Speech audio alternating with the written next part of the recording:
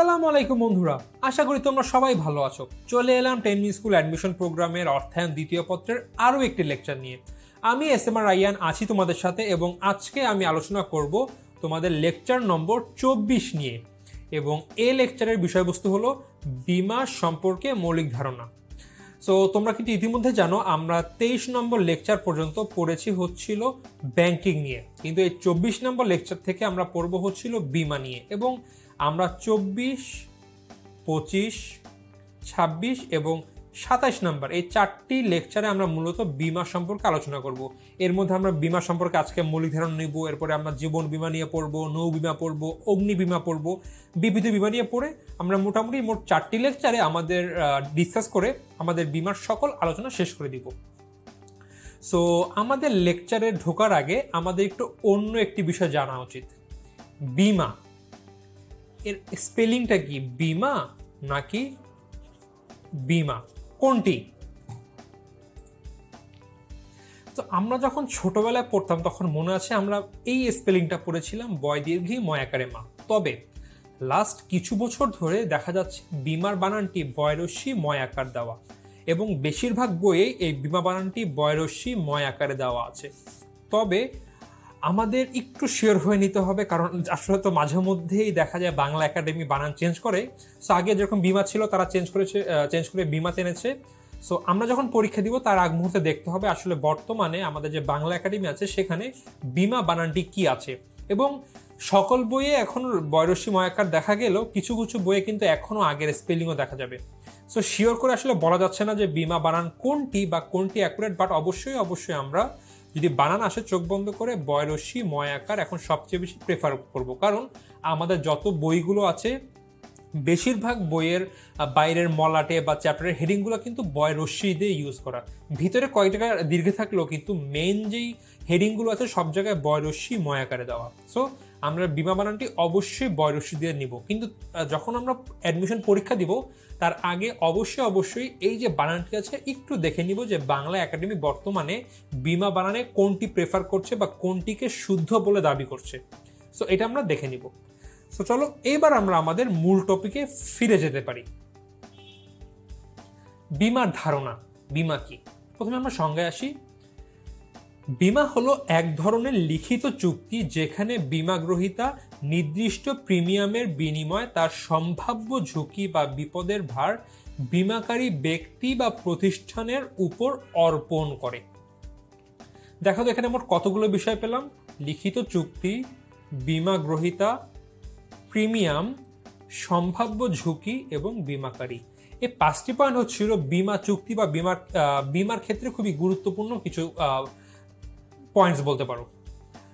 প্রথমে বীমা হলো এক প্রকার লিখিত চুক্তি। এটি এক প্রকার চুক্তি, বাট এটি অবশ্যই লিখিত হতে হবে। এটি কখনো মৌখিক চুক্তি হতে পারে না। তো একটি লিখিত চুক্তি। চুক্তিতে কি হয়? এই চুক্তিতে বীমা গ্রহীতা বলতে ক্লায়েন্ট বা গ্রাহক, কিন্তু আমরা লিখে দিই গ্রাহক মানে যে সেবা গ্রহণ করে, নির্দিষ্ট প্রিমিয়ামের বিনিময়ে। প্রিমিয়াম হলো এক প্রকার চার্জ। আসলে চার্জ ঠিক বলা যায় না, এখানে প্রিমিয়াম বলা যায়, কারণ আমি যেহেতু একটা সেবার বিনিময়ে টাকাটি দিচ্ছি এই জন্য এটাকে আমরা প্রিমিয়াম বলি, বাট আমরা বোঝার সুবিধার্থে এটাকে আমরা প্রিমিয়াম চার্জ ধরে নিতে পারি। বিনিময়ে তার সম্ভাব্য ঝুঁকি বা বিপদের ভার। কার সম্ভাব্য ঝুঁকি? এই যে বীমা গ্রহীতা বা যে গ্রাহক বা যে ক্লায়েন্ট, তার সম্ভাব্য ঝুঁকি বীমাকারী ব্যক্তি বা প্রতিষ্ঠানের উপর অর্পণ করে। বীমাকারী ব্যক্তি বা প্রতিষ্ঠান হচ্ছিল সার্ভিস প্রোভাইডার। সো বীমা হলো এক প্রকার লিখিত চুক্তি যেখানে বীমা গ্রহীতা তার যে সম্ভাব্য ঝুঁকি বা বিপদের ভার আছে সেটি বীমাকারী ব্যক্তি বা প্রতিষ্ঠানের উপর অর্পণ করে দেয়। কিন্তু বীমাকারী ব্যক্তি বা প্রতিষ্ঠান কেন তার অন্যজনের ঝুঁকি নিবে? এই রিজন হলো এই প্রিমিয়াম। তো আশা করি বীমা কি আমরা বুঝতে পেরেছি। এক্ষেত্রে চুক্তিতে উল্লিখিত কোনো কারণে বীমাকৃত জীবন বা সম্পত্তির ক্ষতি বা হানি হলে বীমাকারী আর্থিক ক্ষতিপূরণ বা অর্থ প্রদানের নিশ্চয়তা দেয়। আচ্ছা, এখন এই যে চুক্তিতে, আবার আমরা একটু ক্লিয়ার হয়ে নিই যে বীমাতে কি হয়। বীমাতে হচ্ছিল বীমা গ্রহীতার কাছ থেকে বীমাকারী প্রিমিয়াম নেয়। কেন প্রিমিয়াম নেয়? কারণ চুক্তিতে বলা থাকে যদি বিমাকারী কোনো কারণে কোনো ঝুঁকিতে বা বিপদে পড়ে সেই ক্ষেত্রে বিমাকারী ব্যক্তি তাকে আর্থিকভাবে সাহায্য করবে। সো যখন আমরা এখানে এসে দেখছি আবার যে এক্ষেত্রে চুক্তিতে উল্লিখিত কোনো কারণে বিমাকৃত জীবন, এখন বিমাকৃত জীবন বা বিমাকৃত সম্পত্তি অর্থাৎ এটা দেখে বোঝা যাচ্ছে বিমা মানুষের জীবনের উপরেও করা যায় অথবা বিমা সম্পত্তির উপরেও করা যায়, অর্থাৎ মানুষের জীবনের উপরেও বিমা করা পসিবল বা মানুষের যে সম্পত্তি আছে সেটার উপরেও বিমা করা যায়। ক্ষতি বা হানি হলে বিমাকারী বলতে সার্ভিস প্রোভাইডার, যে এই বিমার সুবিধাটি বা সেবাটি প্রদান করে, আর্থিক ক্ষতিপূরণ বা অর্থ প্রদানের নিশ্চয়তা দেয়। অর্থাৎ যখন বিমা চুক্তিতে উল্লিখিত কোনো কারণে কোনো ব্যক্তির জীবন বা সম্পত্তি যদি আসলে বিমা করা আছে যেটির উপরে, সেখানে কোনো ক্ষতি হলে বা হানি হলে এই যে বিমাকারী ব্যক্তি বা প্রতিষ্ঠান আছে তারা বিমা গ্রহীতাকে আর্থিক ক্ষতিপূরণ বা অর্থ প্রদানের নিশ্চয়তা প্রদান করে। আচ্ছা, বিমার কিছু বৈশিষ্ট্য আছে আমরা দেখে নিই। বিমা হলো ঝুঁকির বিপক্ষে এক ধরনের আর্থিক প্রতিরক্ষা ব্যবস্থা। অবশ্যই আমরা কিন্তু সংজ্ঞায় দেখেছি প্রিমিয়ামের বিনিময়ে বিমা গ্রহীতার ঝুঁকি কে নিয়ে নিচ্ছে? এই বিমাকারী ব্যক্তি নিয়ে নিচ্ছে। সো বিমা হলো ঝুঁকির বিপক্ষে এক ধরনের আর্থিক প্রতিরক্ষা ব্যবস্থা। কার আর্থিক প্রতিরক্ষা হচ্ছে? বিমা গ্রহীতার। মানুষের জীবন ও সম্পত্তির ঝুঁকি হলো এর বিষয়বস্তু, অর্থাৎ মানুষের জীবনও হতে পারে, মানুষের সম্পত্তি হতে পারে, দুটি বিষয়ের উপরেই বিমা করা যায়। প্রিমিয়ামের বিনিময়ে বিমা কোম্পানি এক্ষেত্রে জীবন ও সম্পত্তির ঝুঁকি গ্রহণ করে। বিমা কোম্পানি বা বিমাকারী ব্যক্তি বা প্রতিষ্ঠান তারা কেন বিমা গ্রহীতার ঝুঁকি গ্রহণ করবে? এর কারণ হলো প্রিমিয়াম। তারা প্রিমিয়াম পেয়ে থাকে এবং এই প্রিমিয়ামের জন্যই তারা অন্য একটি ব্যক্তির বা প্রতিষ্ঠানের ঝুঁকি গ্রহণ করতে রাজি হয়। বিমাকৃত সম্পত্তির হানি বা ক্ষতি হলে বিমা কোম্পানি অর্থ প্রদানে বাধ্য থাকে। যেই সম্পত্তি বা জীবনের উপরে বিমা করা হয় তার যদি কোনো রকম কোনো ক্ষতি হয় বা কোনো রকম কোনো হানি হয়, সেই ক্ষেত্রে বিমা কোম্পানি ওই বিমা গ্রহীতাকে অর্থ প্রদান করতে আইনগতভাবে বাধ্য থাকে। আর এটিকে বিভিন্ন পক্ষের মধ্যে ঝুঁকি বন্টন ব্যবস্থাও বলা হয়। আচ্ছা, এটা একটু বুঝতে হবে। এই পয়েন্টটি মনে করো এবি হলো একটি বিমা কোম্পানি। এখন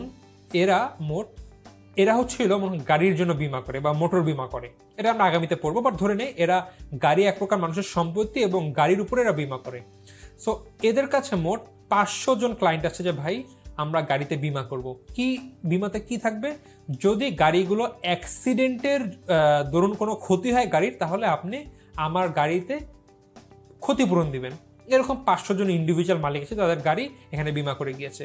এখন বলো তো এই 500টা গাড়ির উপরেই কি তোমার অ্যাক্সিডেন্ট হয় সবসময়? বা যেরকম চুক্তি থাকে সেভাবে কি 500 গাড়িতেই কি অ্যাক্সিডেন্ট হওয়া পসিবল? বা এটা কি কখনো হয়? হবে না। হতে পারে 5টা গাড়ি বা 12টা গাড়ি বা 15টা গাড়িতে হয়তো বা আমাদের এরকম অ্যাক্সিডেন্ট হয়েছে।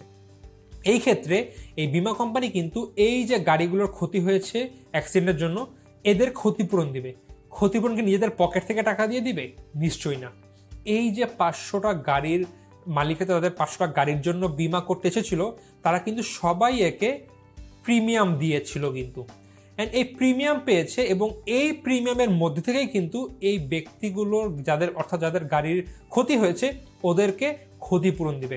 এখন দেখা যায় যত টাকা প্রিমিয়াম নিচ্ছে নিশ্চয়ই ক্ষতিপূরণের চেয়ে কম আসে, কারণ 500 জনের কাছ থেকে টাকা নিয়েছে, প্রিমিয়ামের পরিমাণ কিন্তু অনেক বেশি। বাট মনে করো ধরলাম 15টা গাড়িরই ক্ষতি হয়েছে, এর ক্ষতিপূরণ কিন্তু অত বেশি হবে না। সো এই যে প্রিমিয়াম পার্থক্য, এটি হলো আলটিমেটলি বিমা কোম্পানির লাভ। বাট যদি এমন হয়, আল্লাহ না করুক, 15টার বদলে মোট 150টা গাড়ির এরকম অ্যাক্সিডেন্ট হলো, তো দেখা যাবে ওদের ক্ষতিপূরণ ভরতে ভরতে এই যে প্রিমিয়াম সেই টাকা শেষ হয়ে গিয়ে বিমা কোম্পানি নিজের পকেট থেকে টাকা দিতে হয়েছে। বাট এই বিষয়টি হয় না আসলে। সো যেহেতু একাধিক মালিকের কাছ থেকে বা বিমা গ্রহীতার কাছ থেকে অর্থ নিয়ে অল্প কিছু বিমাকারীর ক্ষতিপূরণ করা হচ্ছে, কারণ অল্প কিছু ব্যক্তিরই কিন্তু আলটিমেটলি সেসব ক্ষতি ফেস করতে হয়, এজন্য এটিকে বলা হয়েছে, এটিকে বিভিন্ন পক্ষের মধ্যে ঝুঁকি বন্টন ব্যবস্থা বলা হয়ে থাকে। সো আমরা এইভাবে বুঝলাম যে টাকা দিয়ে করেছে। আবার অন্যভাবে বলতে পারি বিভিন্ন পক্ষ বলতে কি, বিমা গ্রহীতা আছে, বিমাকারী আছে। সো দুটি পক্ষ, একটি পক্ষ তার ঝুঁকি অন্য পক্ষকে অর্পণ করছে। সো আলটিমেটলি তার কিন্তু ঝুঁকি বন্টন হচ্ছে। আমরা ওই সেন্সেও বলতে পারি এটিকে একটি ঝুঁকি বন্টন ব্যবস্থাও বলা হয়।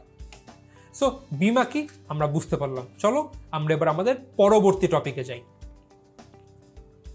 আচ্ছা, বীমা বিবর্তনের ইতিহাস, কিভাবে বীমাটা আসলো বা এর সামান্য ইতিহাস সম্পর্কে আমরা জেনে রাখবো। বিভিন্ন প্রকার বীমার মধ্যে নৌবীমায় সর্বপ্রথম উৎপত্তি লাভ করে। খুবই গুরুত্বপূর্ণ একটি পয়েন্ট। প্রায় প্রশ্ন আসে বা এসেছে যে বীমার ইতিহাসের সর্বপ্রথম বীমা কোনটি? উত্তর হবে নৌবীমা। ইতিহাসে যদি দেখা যায় তখন দেখা যায় নৌবীমায় সর্বপ্রথম আবির্ভাব হয়, এরপরে আস্তে আস্তে জীবন বীমা বা অগ্নিবীমা আসে।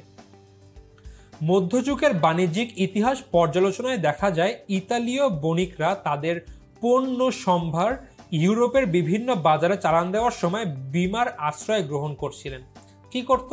যেহেতু বণিকরা তাদের পণ্য নিয়ে যাবে অন্য দেশে বা নদীপথে সাধারণত তখন পণ্য নেওয়া হতো। সো যখন নদীতে নিবে, অ্যাক্সিডেন্ট হয়ে কিন্তু সব পণ্যর ক্ষতি হতে পারতো, ঝুঁকি থাকতো পণ্যের ক্ষতি হওয়ার। এজন্য তারা যেই মধ্যযুগে যে ইতালীয় বণিকরা ছিল তারা তখন তাদের পণ্য বা সাম্বারের বিপক্ষে বীমা করে রাখত। 1720 সালে the Lord's assurance and the Royal Exchange নামে দুটি বীমা কোম্পানির গঠিত হয় এবং বলা হয়ে থাকে এই দুটি হলো মূলত বীমার প্রথম কোম্পানি, যে Lords assurance and the Royal Exchange. So এই দুটি মাথায় রাখবে। এবং কত সালের দিকে এটি আবির্ভাব ঘটে? সেটি হলো 1720 সালের দিকে। নৌবীমার পরে কি আসলো? অগ্নিবীমা। সর্বপ্রথম অগ্নিবীমার উদ্ভব ঘটে 16 শতাব্দীতে জার্মানিতে। প্রশ্ন আসে যে কোনখানে সর্বপ্রথম অগ্নিবীমার উৎপত্তি হয় বা কত শতাব্দীতে অগ্নিবীমার উদ্ভব ঘটে? এটি উত্তর হবে 16 শতাব্দীতে জার্মানিতে। 1666 সালে লন্ডনের টালি স্টেটে এক ভয়াবহ অগ্নিকাণ্ড ঘটে। এরপর থেকেই অগ্নিবীমার নতুন মাত্রা পায়। অর্থাৎ এখানে একটি বড় 1966 সালে লন্ডনের টালি স্টেটে একটি ভয়াবহ অগ্নিকাণ্ড ঘটে এবং এরপর থেকে মানুষ বোঝা যায় আস্তে আস্তে যে আসলে বীমার একটা কিছু প্রয়োজন আছে এবং করতে করতে এক পর্যায়ে গিয়ে নৌবীমার পরে এসে অগ্নিবীমার উৎপত্তি ঘটে। এরপর থেকে অগ্নিবীমার নতুন মাত্রা পায়।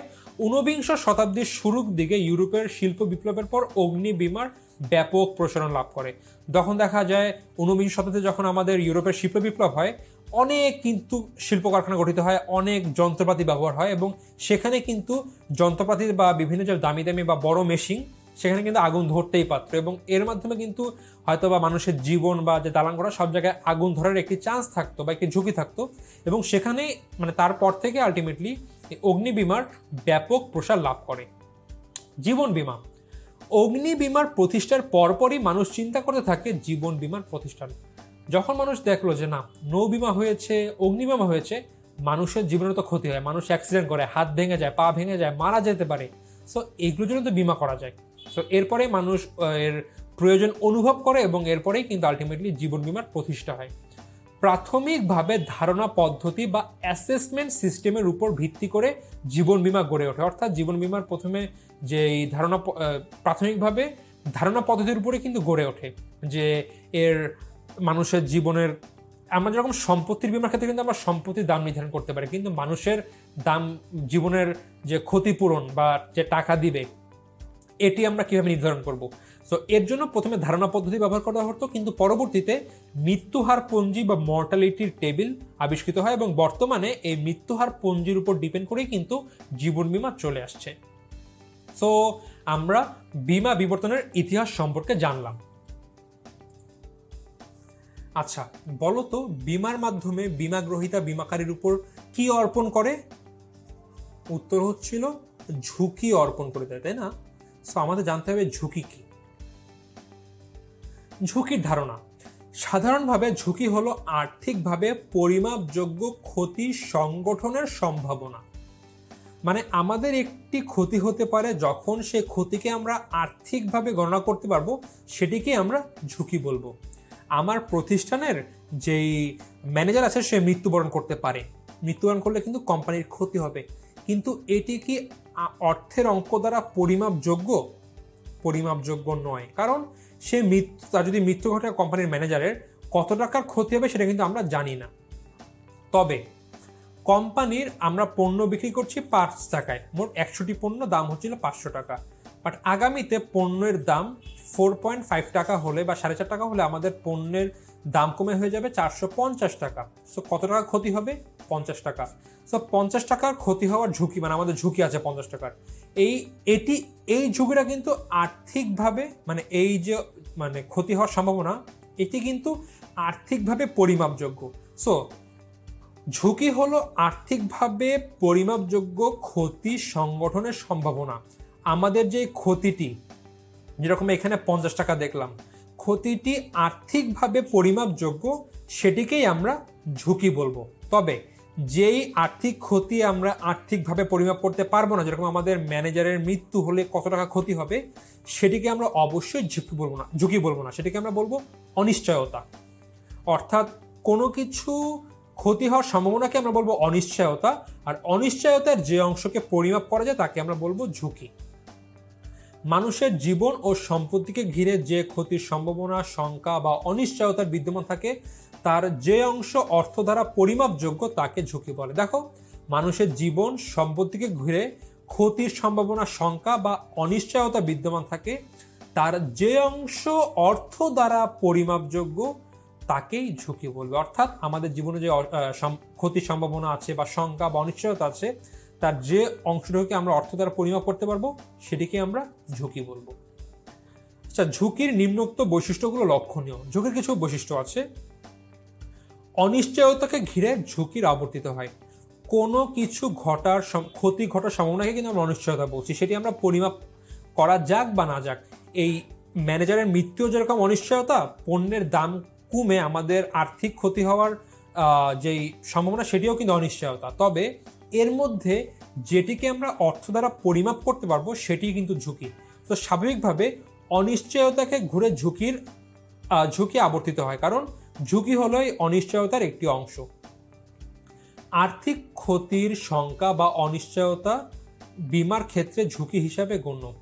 আর্থিক ক্ষতির শঙ্কা বা অনিশ্চয়তা, অর্থাৎ আমাদের আর্থিকভাবে পরিমাপযোগ্য ক্ষতির শঙ্কা বা অনিশ্চয়তাই কিন্তু ঝুঁকি হিসাবে গণ্য। ঝুঁকি সরাসরি প্রতিরোধ করা যায় না। আমি ডাইরেক্ট মানা করতে পারি না যে না, আমার পণ্য 1000 টাকা বাড়ানো যাবে না, আমি এটি কখনোই করতে পারি না। আমার বাজারে পণ্যের দাম কমে গেলে আমার ঝুঁকির সম্মুখীন হতে হবে। সো এটি সরাসরি প্রতিরোধযোগ্য নয়। তবে বিভিন্ন পদক্ষেপ গ্রহণ করে ঝুঁকির মাত্রা কমানো যায়। এখানে আমার 50 টাকা ক্ষতি হতো, বাট আমি বিভিন্ন পদক্ষেপ গ্রহণ করে হয়তো বা ঝুঁকির পরিমাণকে আমি 15 টাকায় নামায় আনতে পারতাম। সো 35 টাকা কমাতে পারতাম। সো এর মূল কথা হলো, ঝুঁকি সরাসরি প্রতিরোধ করা যায় না, বিভিন্ন পদক্ষেপ গ্রহণের মাধ্যমে ঝুঁকির মাত্রাটি কমানো যায়। এবার আমরা জানবো ঝুঁকির প্রকারভেদ সম্পর্কে, বা ঝুঁকিকে কতগুলো ভাগে ভাগ করা যায়। দেখা যাচ্ছে সরাসরি এর প্রকারভেদে না গিয়ে আমরা বিভিন্ন বিষয়ের বিচারে কিন্তু এর প্রকারভেদ দেখানো হবে এখানে, বা দেখানো হচ্ছে। অর্থাৎ বিভিন্ন বিষয়ের উপর ভিত্তি করে ঝুঁকিকে বিভিন্ন ভাগে ভাগ করা যায়। যেরকম পরিমাপ যোগ্যতার বিচারে ঝুঁকি একভাবে বিভক্ত করা যায় বা ক্লাসিফিকেশন করা যায়। ফলাফলের ভিত্তিতে একভাবে ক্লাসিফিকেশন করা যায়, কারণ ও ফলাফলের বিচারে আরেকভাবে, এবং বীমা যোগ্যতার বিচারে অন্যভাবে করা যায়। তো চলো শুরু থেকে শুরু করি, যে পরিমাপ যোগ্যতার বিচারে ঝুঁকিকে কত ভাগে ভাগ করা যায়। সো পরিমাপ যোগ্যতার বিচারে ঝুঁকিকে দুটি ভাগে ভাগ করা যায়। একটি হলো আর্থিক ঝুঁকি, একটি হলো অনার্থিক ঝুঁকি। তোমরা কিন্তু ইতিমধ্যে এই টপিকটি পড়ে এসেছো। কিভাবে পড়ে এসেছো? একটু আগে বললাম, কোম্পানির যেই আমার ক্ষতি হচ্ছে, আমার দাম ছিল 5 টাকা পণ্যের, এখন হয়ে গিয়েছে 4.4 টাকা 50 পয়সা। সো এই যে ক্ষতিটা হচ্ছে, আমরা এখানে গণনা করতে পেরেছিলাম, আমাদের সম্মিলায় 50 টাকা ক্ষতি হয়েছে। সো এটি কিন্তু গণনাযোগ্য, বা আর্থিকভাবে কিন্তু আমরা এটাকে গণনা করতে পারি বা পরিমাপ করতে পারি। সো যেই ঝুঁকিগুলো আর্থিকভাবে পরিমাপযোগ্য, সেগুলোকে বলা হচ্ছে আর্থিক ঝুঁকি। আর অনার্থিক ঝুঁকি কোনগুলো? যেসব অনিশ্চয়তা বা ঝুঁকি হওয়ার বা ক্ষতি হওয়ার সম্ভাবনাকে আর্থিকভাবে পরিমাপ করা যায় না। যেমন কি উদাহরণ দিয়েছিলাম, ম্যানেজারের মৃত্যু হলে আমাদের প্রতিষ্ঠানের কিন্তু ক্ষতি হবে, কিন্তু সেটি কি আর্থিকভাবে গণনাযোগ্য না। সো যেহেতু আর্থিকভাবে গণনাযোগ্য না, তো সেই সব ঝুঁকিকে আমরা বলবো অনার্থিক ঝুঁকি। এখন এই যে আর্থিক ঝুঁকি আছে, এইগুলা কিন্তু বীমাযোগ্য। আর এই যে অনার্থিক ঝুঁকি এগুলো হচ্ছিল বীমা অযোগ্য, অর্থাৎ আমরা যেসব আমাদের আর্থিক ঝুঁকি আছে সেগুলো আমরা বীমা করতে পারবো, যেগুলো আমাদের অনার্থিক ঝুঁকি সেগুলো কিন্তু আমরা বীমা করতে পারবো না। সো এটি ছিল পরিমাপ যোগ্যতার বিচারে। এবার আমরা আসব ফলাফল বিচারে। বিশুদ্ধ ঝুঁকি, ফটকা ঝুঁকি। আচ্ছা, মানুষ কেন বীমা করে? কারণ তাদের বিভিন্ন বিষয়ে ঝুঁকি থাকে বা ক্ষতি হওয়ার সম্ভাবনা থাকে, সেগুলোর মাধ্যমে ঝুঁকির আবির্ভাব হয় এবং তার জন্যই কিন্তু মানুষ বীমা করে। এখন কিছু ঝুঁকি আছে, যেসব ঝুঁকি বা যেসব ক্ষতি হলে বা যেসব ঘটনা সংঘটিত হলে একটি ব্যক্তি বা প্রতিষ্ঠানের নিশ্চিতভাবে ক্ষতি হবে। যেমন কি তাদের গোডাউনে আগুন লেগে তার সকল মজুত পণ্য নষ্ট হয়ে গেল, তার কি ক্ষতি হচ্ছে? তার কিন্তু এখানে ক্ষতি হচ্ছে। সো যেই সব কারণের বা যেই সব ঝুঁকির ফলে একজন ব্যক্তির নিশ্চিতভাবে আর্থিক ক্ষতি হয় বা আর্থিকভাবে ক্ষতিগ্রস্ত হয় তাকে আমরা বলি বিশুদ্ধ ঝুঁকি। বিশুদ্ধ ঝুঁকি অবশ্যই বীমাযোগ্য। এবার ফটকা ঝুঁকি। এমন অনেক অনিশ্চয়তা আছে বা ঝুঁকি আছে যার ফলে কিন্তু একজন ব্যক্তির লাভও হতে পারে, ক্ষতিও হতে পারে। মানে আমরা এটিকে একদম সরাসরি ঝুঁকি বলতে পারি না। একটু চিন্তা করো, তোমরা একটু ভিডিওটা পজ করে এমন একটা উদাহরণ দাও তো পারলে। সো আমি দিয়ে দিই উদাহরণটা। যেরকম ধরে নাও তোমরা শেয়ারে বিনিয়োগ করলে, ঝুঁকি আছে, অনেক বড় ঝুঁকি কিন্তু, কারণ এখানে আমার খুব বড় আকারে ক্ষতি হতে পারে।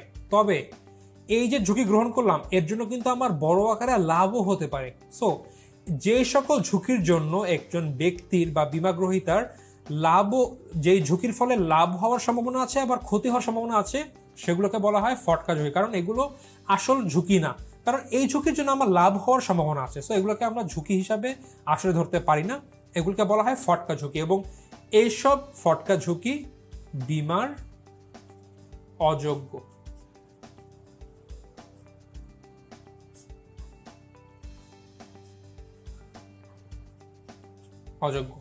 সো আমরা পরিমাপ যোগ্যতার বিচারে ঝুঁকির প্রকারভেদ দেখলাম, ফলাফল বিচারে দেখলাম। এবার হচ্ছিল কারণ ও ফলাফল বিচারে মৌলিক ঝুঁকি। এমন অনেক ঝুঁকি কিন্তু আছে যেগুলো আমাদের নিয়ন্ত্রণের বাইরে। আমার একটি গুদাম আছে নদীর ধারে, এইবার এমন বন্যা হলো বা আমার মনে কর নদী ভাঙন হলো, যার ফলে আমার যে গুদামটি আছে সেটি নদীর গর্ভে চলে গেল। এখানে কি আমার হাত আছে বা আমি ছেলে আটকাইতে পারবো? পারবো না। তারপর সরকার এমন কোনো নিয়ম বা নীতি গ্রহণ করলো যার ফলে আমার প্রতিষ্ঠানের বা আমরা বা একটি প্রতিষ্ঠান যে ইন্ডাস্ট্রিতে আছে সেই ইন্ডাস্ট্রির সকল কোম্পানি ক্ষতিগ্রস্ত হলো। এগুলো কি কারো নিয়ন্ত্রণযোগ্য? নিয়ন্ত্রণযোগ্য না। সো মৌলিক ঝুঁকি সেগুলো, সেই সকল ঝুঁকি যার ফলে সকল কোম্পানি বা প্রতিষ্ঠান ক্ষতিগ্রস্ত হয় এবং এগুলো নিয়ন্ত্রণযোগ্য নয়। যেরকম কি ভূমিকম্পের জন্য সকল বিল্ডিং ভেঙে গেল, কারো কিন্তু নিয়ন্ত্রণে নাই এটি। সো এগুলোকে বলা হবে মৌলিক ঝুঁকি, যার ফলে সকলেই ক্ষতিগ্রস্ত হচ্ছে এবং এগুলো নিয়ন্ত্রণ অযোগ্য। এখন আপাত দৃষ্টিতে মৌলিক ঝুঁকি আছে, এটি বীমা অযোগ্য। কিন্তু দেখো, যেগুলো আমি যেরকম বললাম আমাদের বন্যা বা জলোচ্ছ্বাস, সেই জন্য যেসব ঝুঁকি হচ্ছে ওগুলো কিন্তু মৌলিক ঝুঁকি।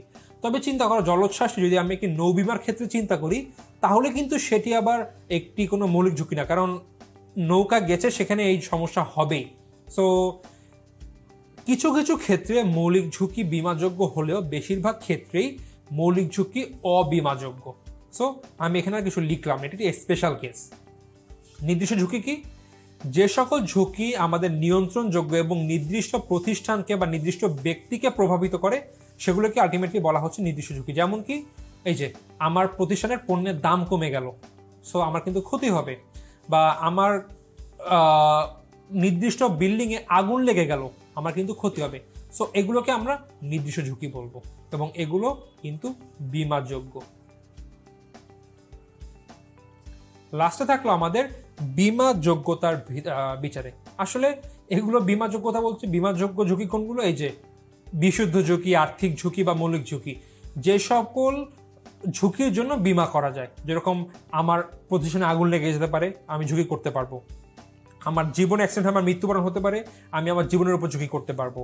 আমার কোম্পানির ক্ষতি, লস হওয়ার সম্ভাবনা আছে, আমি এখানে বীমা করতে পারবো। এই ঝুঁকিতে। সো এগুলো বিমাযোগ্য ঝুঁকি। আর অবিমাযোগ্য ঝুঁকি কোনগুলো? ভূমিকম্পের ফলে আমার বিল্ডিং ধসে গেল, আমি এখানে ঝুঁকি পাবো না। তারপর সরকার এমন কোনো নীতি নিল যার ফলে কোনো একটি ইন্ডাস্ট্রির সকল কোম্পানি ক্ষতিগ্রস্ত হলো, অবিমাযোগ্য ঝুঁকি। বা এমন ঝুঁকি যেগুলো আমি গণনা করতে পারছি না, আমার কত ক্ষতি হবে আমি জানি না, সেগুলো অবিমাযোগ্য ঝুঁকি। সো বিভিন্ন বিষয়ের উপর ভিত্তি করে আমরা ঝুঁকিকে মোট 4টি ভাগে ভাগ করতে পারি। 4টি ভাগে বলতে 4টি বিষয়ের উপর ভিত্তি করে ঝুঁকিকে আমরা বিভিন্ন ভাগে ভাগ করতে পারি। পরিমাপযোগ্যতার বিচারে আমরা ভাগ করছি ঝুঁকিকে, ফলাফলের বিচারে ঝুঁকিকে ভাগ করলাম, কারণ ও ফলাফলের বিচারে ঝুঁকিকে ভাগ করলাম, এবং শেষ পর্যন্ত বিমাযোগ্যতার বিচারে ঝুঁকিকে ভাগ করলাম। প্রশ্ন আসে, আর্থিক ঝুঁকি কোন ধরনের বিচারে ভাগ করা হয়েছে? পরিমাপযোগ্যতার। বলা হয় অনার্থিক ঝুঁকি কি বিমাযোগ্য কি বিমাযোগ্য না? অ্যান্সার হবে বিমা অযোগ্য। এইভাবে প্রশ্ন আসবে। এবার আমরা দেখব বিমা চুক্তি। আমরা কিন্তু প্রথমেই যে সংজ্ঞা পড়েছিলাম, একটি কথা পড়েছিলাম, বিমা হলো এক প্রকার লিখিত চুক্তি। সো এখানে কিন্তু চুক্তি নামে একটি ওয়ার্ড উচ্চারিত হয়েছিল। সো এই চুক্তি কি, এর সম্পর্কে আমরা এখন জানবো। আমরা জানি চুক্তি কি বা কন্ট্রাক্ট কি, তবে বিমা চুক্তি আর নরমাল চুক্তির মধ্যে নিশ্চয়ই পার্থক্য আছে। সো আমরা এখন জানবো হোয়াট ইজ বিমা চুক্তি বা ইন্স্যুরেন্স কন্ট্রাক্ট। বিমাকরণের ক্ষেত্রে বিমাকারী ও বিমাগ্রহীতার মধ্যে যে চুক্তি হয় তাকে বিমা চুক্তি বলে, একদম সোজা সাপটা ভাষায়।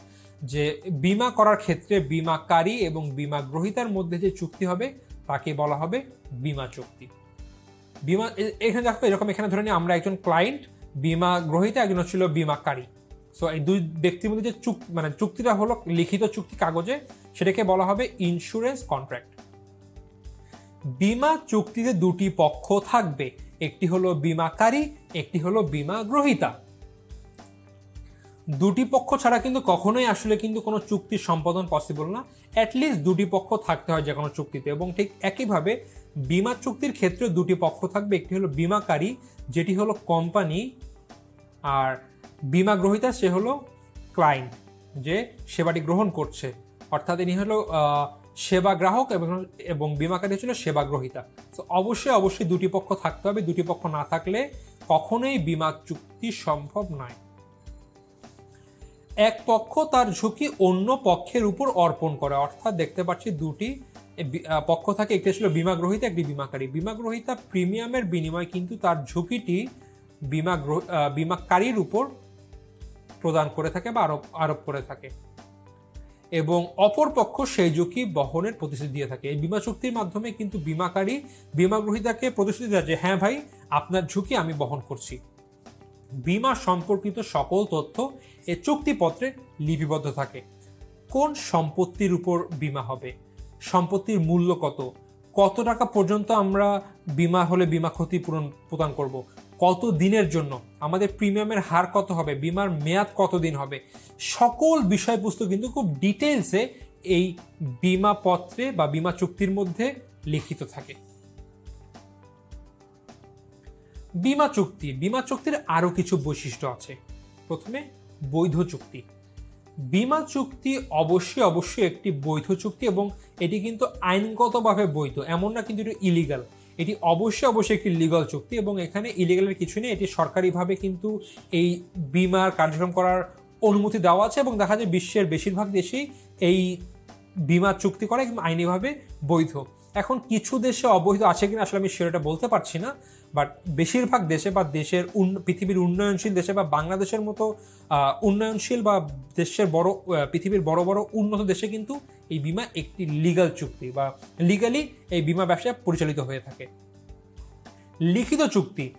বিমা চুক্তি অবশ্যই লিখিত হবে, মৌখিক হলে হবে না, অবশ্যই লিখিত হতে হবে। বিমা চুক্তি যদি লিখিত না হয় তাহলে সেটিকে বিমা চুক্তি হিসাবে গণ্য করা যাবে না।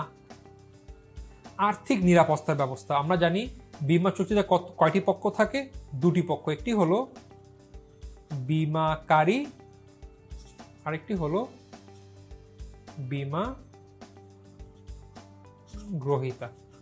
বিমা গ্রহীতাকে ইনি হলো ক্লায়েন্ট। এখানে যেরকম এই যে একটি পরিবার, এরা ছিল বিমা গ্রহীতা আর এই ব্যক্তি বিমাকারী।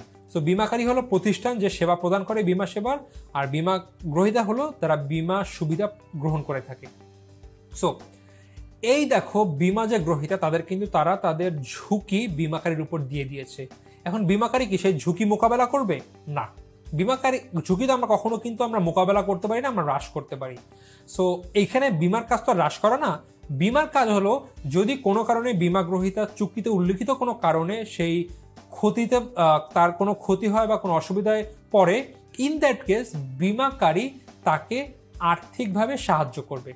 সো বলা যায় এই বিমা চুক্তি কিন্তু বিমা গ্রহীতার জন্য এক প্রকার আর্থিক নিরাপত্তা ব্যবস্থা। কারণ কি, যদি কোনো কারণে বিমা গ্রহীতা কোনো ক্ষতিতে পড়ে বা তার কোনো ক্ষতি হয়, সেই ক্ষেত্রে সে কিন্তু বিমাকারীর কাছ থেকে অর্থ সুবিধা পেয়ে থাকবে। সো আলটিমেটলি সে আর্থিক নিরাপত্তা পাচ্ছে। এরপর আছে প্রিমিয়াম বা সালামি। সো বিমাকারী ভাই আমার কে লাগে যে আমার ক্ষতি নিবে, সে এসে বলবে ভাই আপনার তো ক্ষতি বা এটা ক্ষতি হওয়ার সম্ভাবনা আছে বা আপনার কিছুটা মানে ক্ষতি হতে পারে, নেন, যে আপনার ক্ষতি হয় আমি আপনাকে টাকা দিয়ে দিব। কখনো কি একটি ব্যক্তি সেরকম করবে, সুস্থ কোনো ব্যক্তি? নিশ্চয়ই না। নিশ্চয়ই এই যে বিমাকারী বা বিমাকারী ব্যক্তি বা প্রতিষ্ঠান আছে, তারা কিন্তু নিশ্চয়ই ঝুঁকি নেওয়ার বিনিময়ে কিছু একটি চাবে, এবং সেটি হলো প্রিমিয়াম বা স্যালামি, বৈধ কোনো প্রতিদান, অর্থ বা যেগুলো আমাদের বৈধ লেনদেনের এমন কোনো প্রতিদানের বিপক্ষে সেই বিমাকারী কিন্তু বিমাগ্রহীতার ঝুঁকি বহন করবে। সো বিমা চুক্তির মধ্যে অবশ্যই প্রিমিয়াম বা স্যালামি বিষয়টি ইনক্লুডেড, কারণ এখানে অবশ্যই যেহেতু একটি ব্যক্তি অন্য ব্যক্তির কাছ থেকে ঝুঁকি নিচ্ছে, সো ঝুঁকি গ্রহণের বিপক্ষে কিন্তু তাকে কিছু দিতে হবে, এবং সেটি হলো প্রিমিয়াম বা স্যালামি। বিমাযোগ্য স্বার্থ। আচ্ছা, একটি ব্যক্তি, না ধরেন আমি আমার কথা বলি, আমার নাম রাইয়ান, আমি একটি গাড়ির উপর বিমা করতে যাব। গাড়িটি কার? গাড়িটি আমার চাচার, যে থাকে দেশের বাইরে, ধরে নিই সে, ধরে নিই আমি থাকতে হচ্ছিল সে আমেরিকাতে থাকে। এখন তার গাড়ির ক্ষতি হলো কি হলো না, সে অ্যাক্সিডেন্ট করলে কি হলো, এইটা কি কোনোভাবে আমাকে ইফেক্ট ফেলবে? নিশ্চয়ই না। হ্যাঁ, অবশ্যই সে আমার খুব ক্লোজ আত্মীয়, আমার আপন চাচা, তার যদি একটি গাড়ির অ্যাক্সিডেন্ট হয়, এটি আমি মানে আমার কোনো আমাকে প্রত্যক্ষভাবে আমাকে ইফেক্ট না করলো, বাট আমার পরিবারের একজনের কারো ক্ষতি হলো।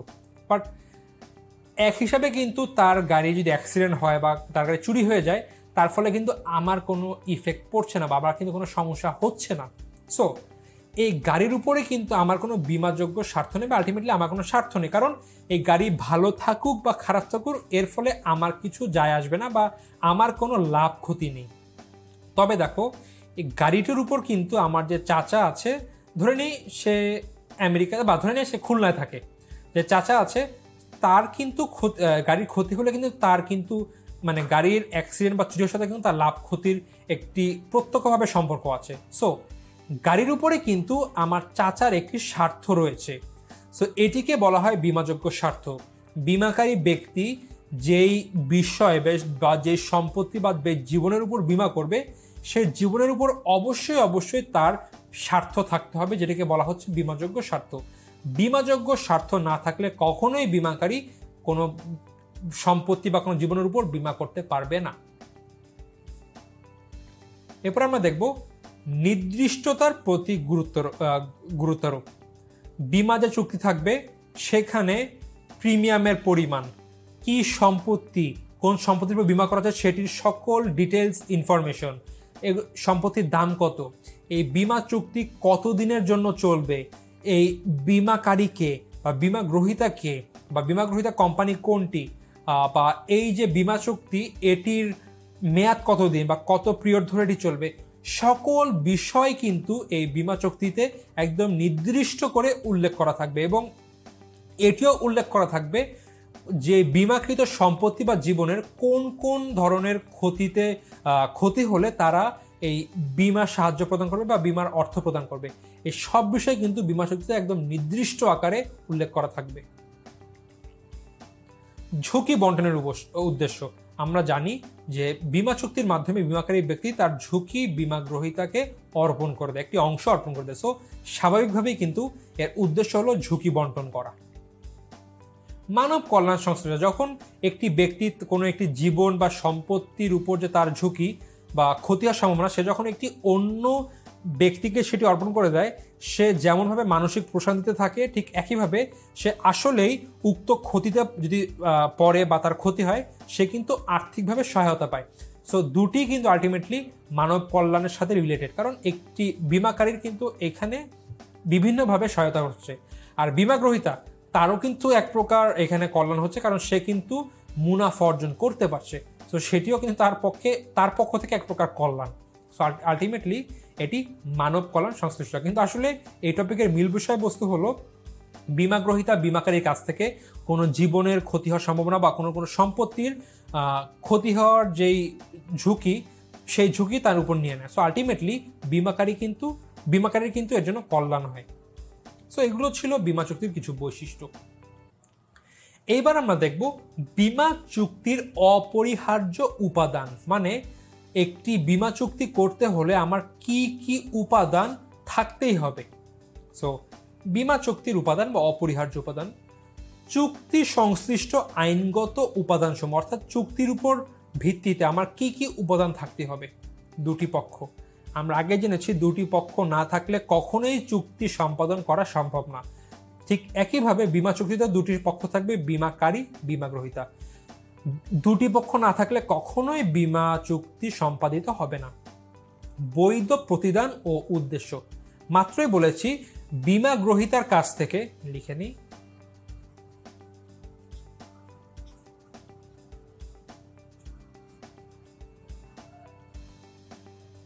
বীমাকারী। সো বীমাকারী কোম্পানি, বীমা গ্রহীতা হচ্ছিল যে বীমা সেবা গ্রহণ করে।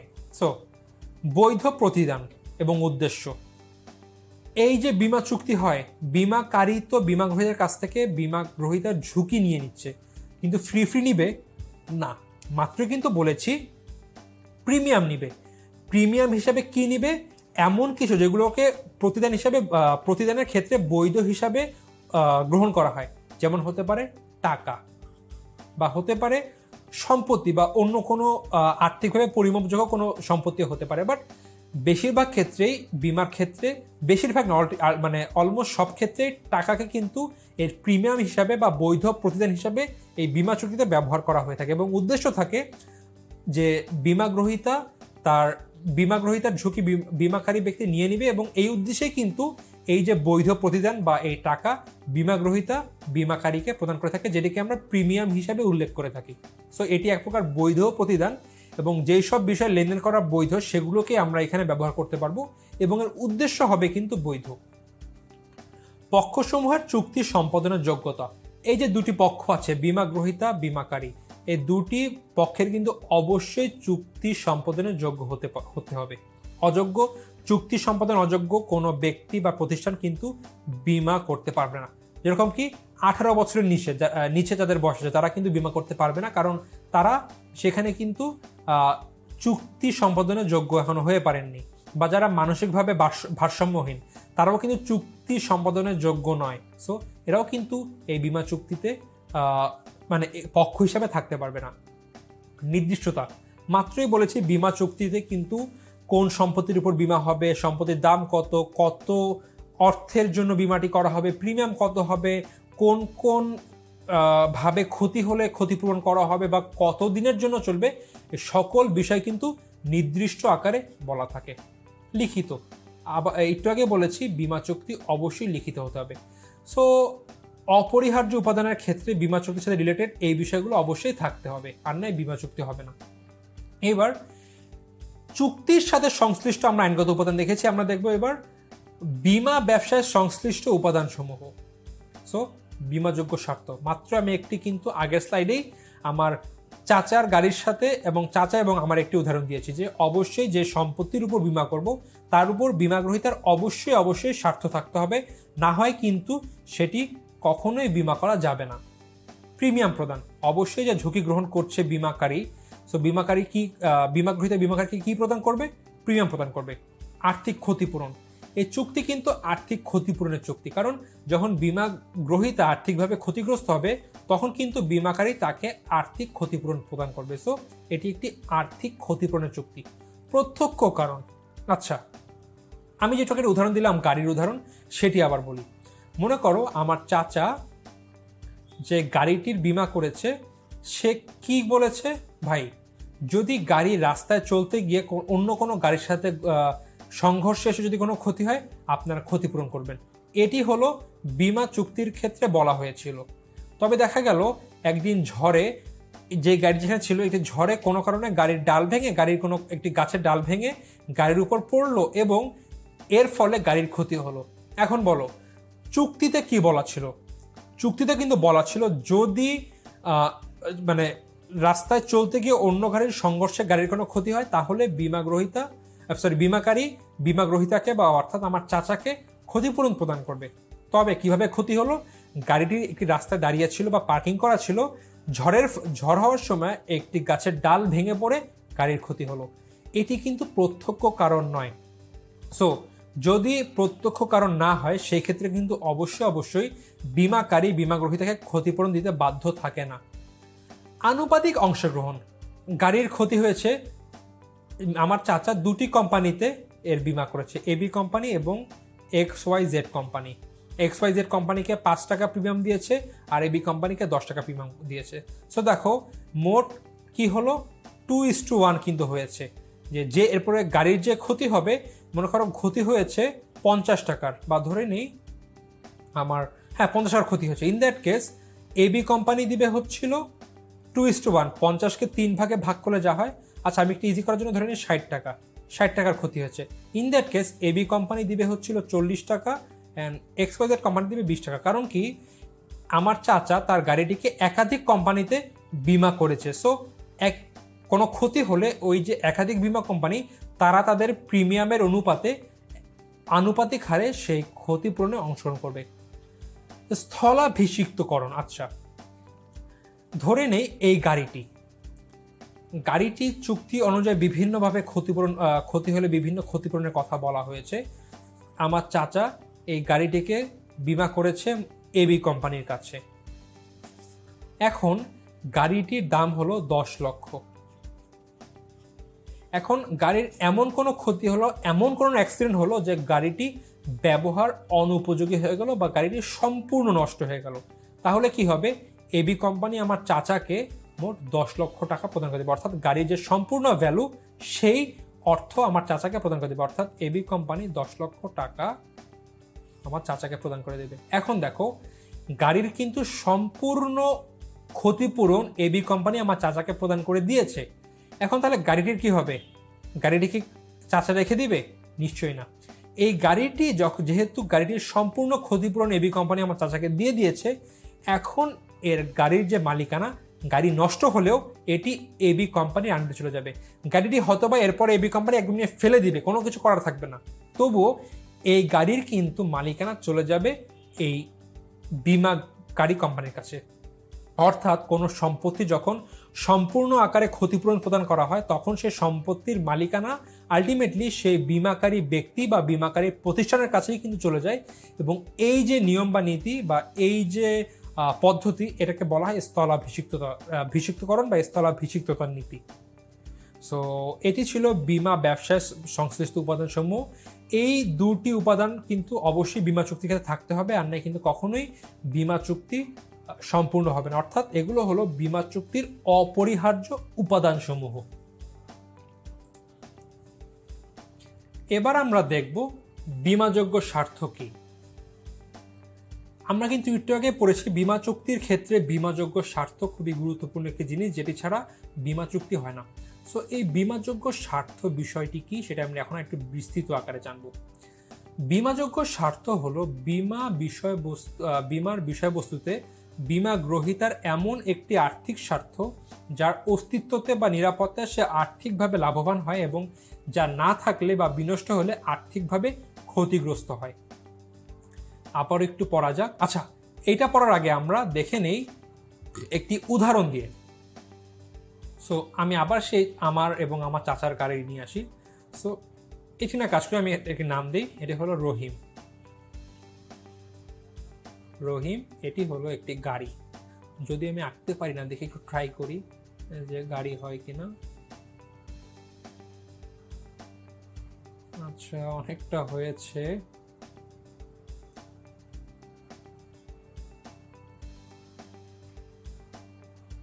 আচ্ছা, ধরুন এটি একটি গাড়ি, পাশে লিখে না দিলে গাড়ি বোঝা যাবে না। সো এটি একটি গাড়ি আর এটি হলো করিম, এটি হলো ধরে নিন রাফসান। ইজি করার জন্য নাম চেঞ্জ করে দিই জাওয়াদ।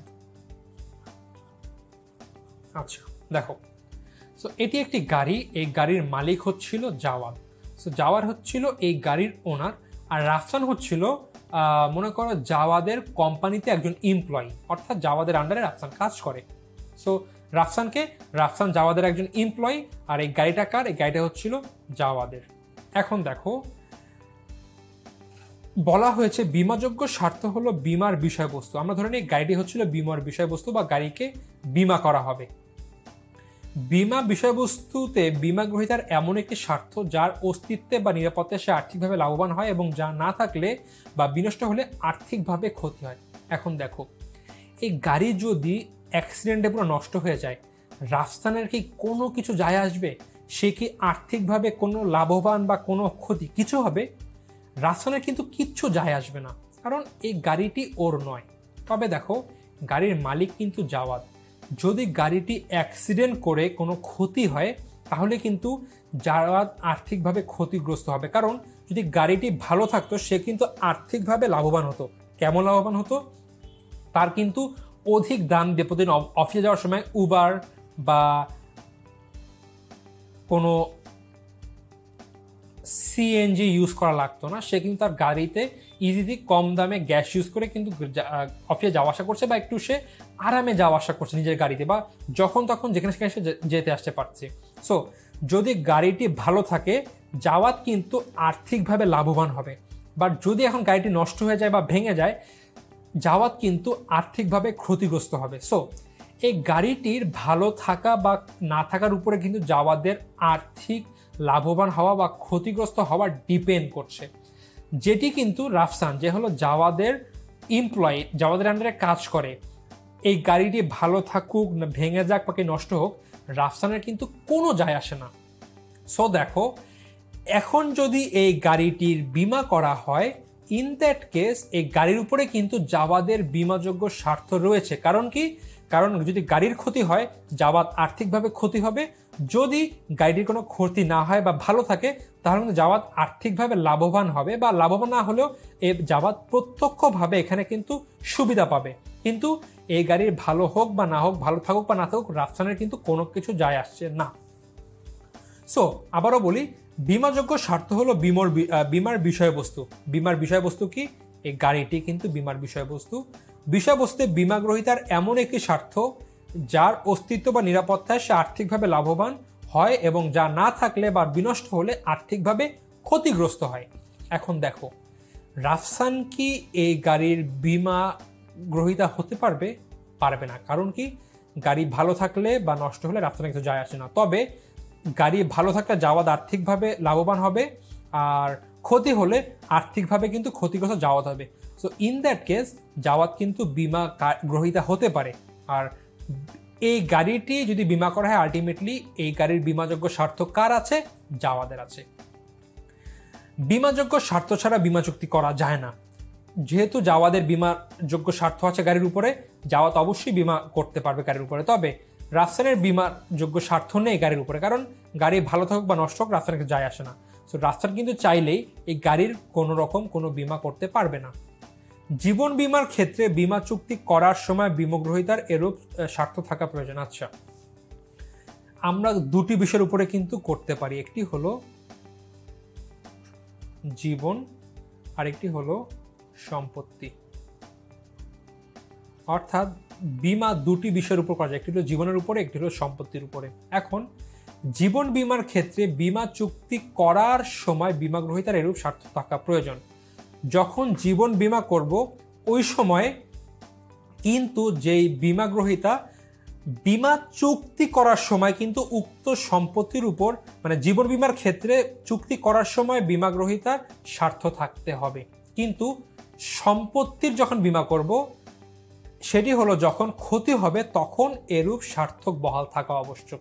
দেখো আমার বাবা বা আমাদের যারা গার্জেন আছে ধরে নেয় তাদের জীবন বীমা করলো, একটু জীবন বীমা কি, তাদের যদি এখন মৃত্যু হবে তখন তাদের মানে আমরা সন্তান হিসাবে তারা আর্থিক ক্ষতিপূরণ পাবো। ক্ষতিপূরণ তো না, আমরা আর্থিক সাহায্য পাবো। চুক্তিটা কে করেছিলেন? আমাদের বাবা বা আমাদের অভিভাবক। যখন সে করেছেন তখন কিন্তু সে জীবিত ছিল, বা যখন সে মৃত্যুবরণ করেছে তখন কি তার নিজের জীবনের উপর কোনো বীমাযোগ্য স্বার্থ আছে? তার তো জীবনই নেই, সে কিভাবে তার বীমাযোগ্য স্বার্থ থাকে? সো জীবন বীমার ক্ষেত্রে এই স্বার্থ থাকতে হবে চুক্তি সম্পাদনের সময় বা চুক্তি করার সময়, অর্থাৎ যখন বীমা চুক্তি হবে তখন থাকতে হবে। তবে সম্পত্তির ক্ষেত্রে কিন্তু এই যে বীমাযোগ্য স্বার্থ এটি তখনই বহাল থাকতে হবে যখন এই সম্পত্তির কোনো ক্ষতি হলো, অর্থাৎ সম্পত্তির ক্ষতির সময় বীমা গ্রহীতার বীমাযোগ্য স্বার্থ বহাল থাকতে হবে। বীমাযোগ্য স্বার্থবিহীন বীমা চুক্তি বৈধ হবে না। যদি কোনো ব্যক্তি কোনো সম্পত্তির উপর বীমা স্বার্থ না থাকে, বীমাযোগ্য স্বার্থ না থাকে তাহলে কিন্তু সেই বীমা করা যাবে না এবং সেই বীমা চুক্তি বৈধ হবে না। যদি রাফসান কোনো কারণে এই গাড়ির উপর বীমা করে সেটি একটি অবৈধ চুক্তি হিসাবে গণ্য হবে। যে কোনো ধরনের বীমার ক্ষেত্রেই বীমাযোগ্য স্বার্থ আবশ্যক, জীবন বীমা হোক, সম্পত্তি বীমা হোক, সব ক্ষেত্রেই কিন্তু বীমাযোগ্য স্বার্থ আবশ্যক, কারণ বীমাযোগ্য স্বার্থ ছাড়া বীমা চুক্তি বৈধ হয় না। এবার আমরা দেখব বীমা চুক্তি ক্ষতিপূরণের চুক্তি। এটা বলা হয় বীমা চুক্তি একটি ক্ষতিপূরণের চুক্তি। কেন বীমা চুক্তি আর ক্ষতিপূরণের চুক্তি বলা হয় আমরা পড়েছি, বাট রিজনটা কি? বীমা চুক্তির মাধ্যমে বীমা গ্রহীতার কোনো আর্থিক ক্ষতি হলে বীমাকারী প্রতিষ্ঠান সেই ক্ষতি পুষিয়ে দেওয়ার কাজ করে। অর্থাৎ আমরা জানি বীমা চুক্তির ক্ষেত্রে দুটি পক্ষ থাকে, একটি হলো বীমাকারী, একটি বীমা গ্রহীতা। বীমাকারী বীমা গ্রহীতার ঝুঁকি নিয়ে নেয় এবং চুক্তিতে এমনভাবে বলা থাকে যে কোনো কারণে যদি বীমাকৃত সম্পত্তি বা জীবনের উপরে কোনো ক্ষতি হয় সেই ক্ষেত্রে বীমাকারী বীমা গ্রহীতাকে সেই আর্থিক ক্ষতি পুষিয়ে দিবে। দেখো, যেহেতু আলটিমেটলি আর্থিক ক্ষতি পুষিয়ে দিচ্ছে, আমরা কিন্তু বলতে পারি ক্ষতিপূরণ হয়ে যাচ্ছে। অর্থাৎ আমার একটি গাড়ির মোট 50,000 টাকার ক্ষতি হলো এবং বীমাকারী আমাকে 50,000 টাকা ক্ষতিপূরণ করে দিল। সো বা আমার যে ক্ষতি সেটি আমাকে অর্থ দিয়ে পুষিয়ে দিল, তো স্বাভাবিকভাবে কিন্তু আমার ক্ষতিপূরণ হচ্ছে। উদাহরণ হিসেবে বলা যায় বীমা গ্রহীতা তার মোটর গাড়ির জন্য বীমা করেছিলেন, একটি দুর্ঘটনায় গাড়ির ক্ষতি হলো 20,000 টাকা। এমন অবস্থায় বীমাকারী প্রতিষ্ঠান বীমা গ্রহীতাকে এ অর্থ প্রদান করে দিবে যার মাধ্যমে বীমা গ্রহীতার ক্ষতিপূরণ হয়ে যাবে। বীমা গ্রহীতার গাড়ির একটি অ্যাক্সিডেন্টে 20,000 টাকার ক্ষতি হয়েছে এবং বীমাকারী সেই ব্যক্তিকে 20,000 টাকা প্রদান করে দিয়েছে। স্বাভাবিকভাবে কিন্তু তার যে ক্ষতিটি হয়েছিল সেটি ক্ষতিপূরণ হয়ে গিয়েছে বা পূরণ হয়ে গেছে। সো এর জন্যই বীমা চুক্তিকে ক্ষতিপূরণের চুক্তি বলা হয়। তবে জীবন বীমার ক্ষেত্রে একে বলা হয় নিশ্চয়তার চুক্তি। দেখো, জীবন বাকি যত কিছু আছে, আমার গাড়ি হোক, বাড়ি হোক, আমার পণ্য হোক, যাই হোক, সেগুলো কিন্তু অর্থ দ্বারা ক্ষতিপূরণ করা সম্ভব। তবে চিন্তা করো তো, জীবন বীমা করা হলো, যদি মৃত্যু হয় তাহলে অভিভাবকের মৃত্যুতে অর্থ তার সন্তানদের প্রদান করা হবে। এখন এই যে মৃত্যু হলো, একটি ক্ষতি হলো, এটিকে কোনোভাবে কি পূরণ করা সম্ভব? কোনোভাবে কি অভিভাবকের জীবন ব্যাক করে দিতে পারবে? জীবনে কোনো ক্ষতি হলে কিন্তু সেটি কিন্তু ক্ষতিপূরণ করা পসিবল না। তবে আর্থিকভাবে সাহায্য করা যেতে পারে এবং জীবন বীমার ক্ষেত্রে এই আর্থিক সহায়তারই নিশ্চয়তা প্রদান করা হয়। তাই শুধুমাত্র জীবন বীমার ক্ষেত্রে একে বলা হয় নিশ্চয়তা চুক্তি। জীবন বীমার ক্ষেত্রে বাকি সকল ক্ষেত্রে বীমা চুক্তিকে বলা হয় ক্ষতিপূরণের চুক্তি। সো আমরা জানতে পারলাম কেন বীমা চুক্তিকে ক্ষতিপূরণের চুক্তি বলা হয়। এবার আমরা জানবো স্থলাভিষিক্ততার নীতি। আমরা একটু আগে জেনেছি সম্পত্তি বীমার ক্ষেত্রে সামগ্রিক ক্ষতিতে বীমা কোম্পানি বীমা গ্রহীতাকে সম্পূর্ণ ক্ষতিপূরণ প্রদান করে। আমার একটি গাড়ির দাম 10 লক্ষ টাকা, আমি বীমা প্রতিষ্ঠানের সাথে চুক্তি করেছিলাম যদি অ্যাক্সিডেন্টে আমার গাড়ির ক্ষতি হয় আপনি সকল অর্থ প্রদান করবেন। আমার এমন একটি অ্যাক্সিডেন্ট হলো, আমার গাড়ি সম্পূর্ণ নষ্ট হয়ে গেল এবং দেখা যাচ্ছে কোনোভাবে এই গাড়ি ঠিক করার পসিবল না। সো আলটিমেটলি কী হবে, তখন বীমাকারী প্রতিষ্ঠান বীমা গ্রহীতাকে, বা যদি আমি হই বীমা গ্রহীতা, আমাকে এই 10 লক্ষ টাকা প্রদান করে দিবে। অর্থাৎ বীমা সম্পত্তির ক্ষেত্রে সামগ্রিক ক্ষতি অর্থাৎ সম্পূর্ণ অংশের ক্ষতি হলে সম্পত্তি বীমার ক্ষেত্রে, কিন্তু জীবন বীমার ক্ষেত্রে না, সামগ্রিক ক্ষতিতে বীমা কোম্পানি বীমা গ্রহীতাকে সম্পূর্ণ ক্ষতিপূরণ প্রদান করে। অর্থাৎ আমার গাড়ির সম্পূর্ণ ক্ষতি হয়েছে 10 লক্ষ টাকা, বীমা গ্রহীতা বীমাকারী প্রতিষ্ঠান বা বীমা কোম্পানি আমাকে বা বীমা গ্রহীতাকে 10 লক্ষ টাকা প্রদান করে দিবে। কিন্তু এক্ষেত্রে উক্ত সম্পত্তির ভগ্নাবশেষ বা এতদা সংক্রান্ত দাবি বহাল থাকতে পারে। এই যে গাড়িটি ভেঙে নষ্ট হয়ে গেছে, গাড়ির তো ওই যে লোহা যে পার্টটা থাকে বা গাড়ির বডি, এটাও তো বিক্রি করা যায়। হয়তো বা গাড়ির বডি বা গাড়ির যে লোহার পার্টসগুলো সেগুলো কিন্তু অন্য কাজে ব্যয় করা যাবে বা বিক্রি করা যাবে ভাঙারি হিসাবেও। সো এই যে সম্পত্তির ভগ্নাবশেষ বা এই যে আমার গাড়িটা কি দুমড়িয়ে মুচড়িয়ে যাওয়া যে গাড়িটি, এই যে গাড়িটি আছে এর যে দাবি কিন্তু বহাল থাকে এবং এই দাবি, এই ভগ্নাবশেষ বা দাবির মালিকানা বীমা গ্রহীতার স্থলে বীমাকারীর নিকট ন্যস্ত হয়। কারণ কি, বীমাকারী কিন্তু বীমা গ্রহীতাকে সকল সম্পত্তির জন্য অর্থ প্রদান করলো। সো এখন কিন্তু বীমা ওই যে সম্পত্তি মানে নষ্ট হয়ে যাওয়া বা ক্ষতিগ্রস্ত সম্পত্তি যেমনই হোক, এর কিন্তু মালিকানা বা দাবি কিন্তু আর বীমা গ্রহীতার কাছে থাকছে না। এটি কার কাছে চলে আসবে? এটি চলে আসবে বীমাকারীর কাছে ন্যস্ত হয়। এই নীতিকেই কিন্তু স্থলাভিষিক্ততার নীতি বলা হয়। সো মূল বিষয়বস্তু হলো সামগ্রিক ক্ষতির ক্ষেত্রে বীমাকারী প্রতিষ্ঠান বা ব্যক্তি বীমা গ্রহীতাকে সকল সম্পত্তির সকল ক্ষতিপূরণ প্রদান করে দেয় এবং এরপরে উক্ত যে সম্পত্তি বা ক্ষতি হওয়া যেই সম্পত্তি আছে এর যে দাবি এটি চলে যায় বীমাকারীর নিকট এবং বীমাকারী চাইলে তখন সে সম্পত্তি ভেঙে চুরে অন্য কাজে ব্যবহার করতে পারে, বিক্রি করতে পারে বা ঠিক করার চেষ্টা করতে পারে। এগুলো সবই কিন্তু বীমাকারীর নিকট ন্যস্ত হবে এই অধিকারগুলো এবং এই যে নীতি এটাকে বলা হয় স্থলাভিষিক্ততার নীতি। তো আমরা জানলাম স্থলাভিষিক্ততার নীতি কি। এবার হলো বাংলাদেশে বীমা ব্যবসা নিয়ন্ত্রণ সংস্থা। বাংলাদেশে বীমা ব্যবসা নিয়ন্ত্রণ সংস্থা হিসেবে 2010 সালে বীমা আইনে 10 সালের বীমা আইনে বীমা উন্নয়ন ও নিয়ন্ত্রণ কর্তৃপক্ষ, অর্থাৎ নাম হলো বীমা উন্নয়ন ও নিয়ন্ত্রণ কর্তৃপক্ষ বা এটাকে বলা হয় IDRA, insurance development and regulatory authority. দেখো আইডিআরএর লোগো, আইডিআরএর ফুল ফর্ম আসতে পারে, মাঝে মধ্যে আসে যে বাংলাদেশে যে বীমা ব্যবসাকে নিয়ন্ত্রণ করে কোন কোম্পানি? আইডিআরএ। আইডিআরএ কত সালে পূর্ণরূপ কি? Insurance development and regulatory authority. বানান দেখে রেখো একদম ভালো মতন, কারণ এটা মাঝে মধ্যেই আসে। বীমা সংক্রান্ত 2010 সালে পাশকৃত দুটি আইন হলো বীমা আইন 2010 এবং বীমা উন্নয়ন ও কর্তৃপক্ষ আইন বা আইডিআরএ আইন 2010। অর্থাৎ 2010 সালে আলটিমেটলি আইন প্রণীত হয় যার অন্তর্গত বা যার অধীনে এই আইডিআরএ গঠিত হয় এবং বীমার যে অন্য যত সকল আইন আছে সেগুলোর জন্য আরেকটি আইন পাশ হয় যেটি 2010 সালে পাশ হয় এবং এটাকে বীমা আইন 2010 বলা হয়। সো প্রশ্ন আসতে পারে বাংলাদেশে বীমা আইন কোন আইনের বীমা কোন আইনের ভিত্তিতে পরিচালিত হয়ে থাকে? সেটি হবে বীমা আইন 2010 সালের ভিত্তিতে। বা কত সালে এই আইন পাশ হয়? 2010 সালে। বাংলাদেশের যাবতীয় বীমা প্রতিষ্ঠান সমূহ অর্থ মন্ত্রণালয়ের অধীনে। আচ্ছা, বাংলাদেশের যত বীমা প্রতিষ্ঠান আছে সবই কিন্তু অর্থ মন্ত্রণালয়ের অধীনে পরিচালিত হয়ে থাকে। অ্যান্ড এই যে আইডিআরএ এর কাজ হচ্ছিল এই যে বীমা ব্যবসা আছে বা বাংলাদেশে যত বীমা হয় এর সকল কিছু দেখাশোনা করা, যেন বীমা গ্রহীতা বীমাকারী দুটি পক্ষ একদম স্মুথলি যাতে চুক্তি সম্পাদন করতে পারে বা যেন কোনো পক্ষ কোনো ক্ষতিগ্রস্ত না হয়, এর সব কিছু দেখাশোনা করে কিন্তু আইডিআরএ বা insurance development and regulatory authority, যেটি